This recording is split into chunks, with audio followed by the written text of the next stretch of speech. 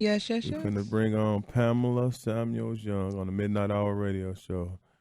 Pamela, what's going on? Hey, how are you? Thanks Hi, for having me. Pamela. How are Hello. you? I'm great. Good. We having a ball. You like Chrisette Michelle, Pamela? Yes. Yeah. Right. Oh yeah, I do too. That's why we was just playing. I'm gonna dedicate that song to you. Okay, I'll take it. Aw. Thank you. Welcome to the Midnight Hour radio show. Glad to be Welcome, here. welcome. Thank you. You sitting here with Rocky Thunder, Hello. Hi. Evangelist Shantae Kelly, Hi, my beautiful sister. Hello. and I'm the infamous Myron Grace. Hello. Thank you. I'm glad to be among you. Right. Now I want to tell you, Pamela, I went to law school at Thomas Cooley in Michigan. Okay. Yeah. Okay. I didn't want to be a lawyer though. It take a brave person, so I'm proud of you. Oh, thank you. Thank you. Hey. I got my first job out of college was in Detroit at Michigan. I came from California and hit those strong winters, but my formative years were in Detroit. I worked at WXYZ TV for 3 or 4 years before finally giving up TV and saying, you know what, I'm going to law school. So law school was actually a second career for me. I didn't turn to that till in my 30s. Right. Now I heard you say that on the Monique show.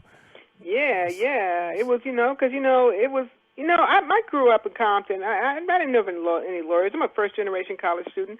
I didn't think I could be a lawyer, and it takes some age and some confidence to say, you know what, maybe I can do this. And then you meet all these brothers who are lawyers, and you go, these brothers are not the sharpest knife in the drawer. What am I scared of?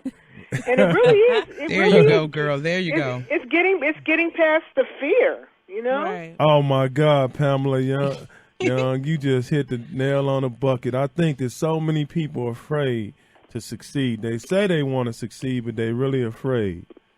And it's true, and we don't stop being afraid because we get older. Because I can just think about my book career. I mean, Anybody's Daughter is my sixth book, and it's self-published, and it was a long journey to where I am now. And it was really after having two books published by traditional publishers and not getting it picked up that finally saying, you know what, I'm going to do this myself. And it's a self-published book, and it was the one that won the NAACP Image Award this year. Wow! As Congratulations on the Midnight Hour radio show. Yes. 32 countries, well, actually 37 countries worldwide listening to you. Thank you. So it's been a journey. People, people see people who have achieved things, and they think, well, they just woke up one morning and did this. No. A lot of blood, sweat, and tears, and and ups and downs. But, if you want it, go get it. You know what, Pamela? I just said the same thing about 30 minutes ago. Yes, he did. Wow. Confirmation. That was just confirmation from God, an NAACP award winner. Okay. Just said it too. Well, Pamela, I want to let you know they listening to you in 6 continents all over the world. Yes. That is exciting. I don't think that's ever happened before. Africa, Asia, Europe, Antarctica, most Antarctica, not technically Oceania, but it's right along that area. Brazil, Egypt, France, Germany, Moscow, Paris, Nigeria. That's exciting. All them places. And some new people that just joined us, like Dubai, Argentina, just all over the place. Wow. yes. Yeah. So what you want to say to your fans, because you got a lot of them? You know what? I want to say thanks for supporting me. Because you come up with an idea for a story, and Anybody's Daughter is about child sex trafficking.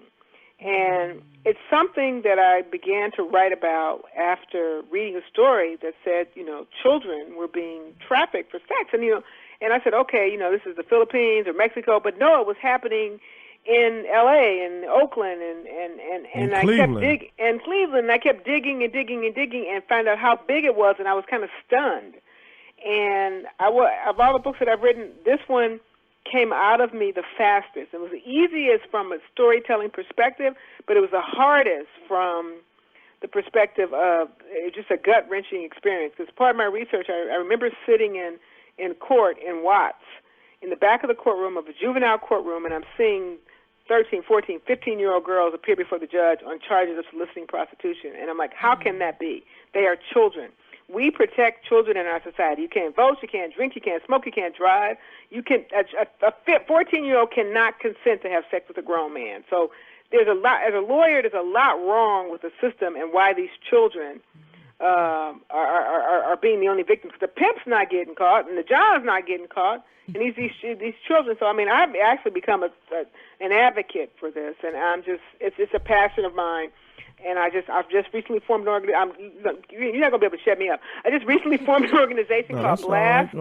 It's called Blast: Book Lovers Against Sex Trafficking. I've met with well over 200 book clubs nationwide in my career. And after reading the book, they always say, "What can I do?" Well, you know what? Now I'm forming something that maybe it will be a vehicle. These girls need mentors. The organizations need toiletries and money. So, you'll be hearing more from me on that. But it's a tragedy, and it's impacting primarily black and brown girls.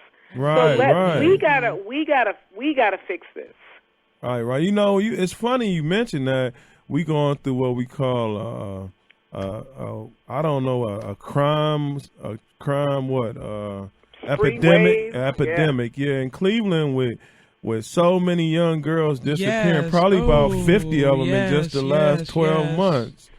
You know what I mean? Jesus help us. 30 or 40 of them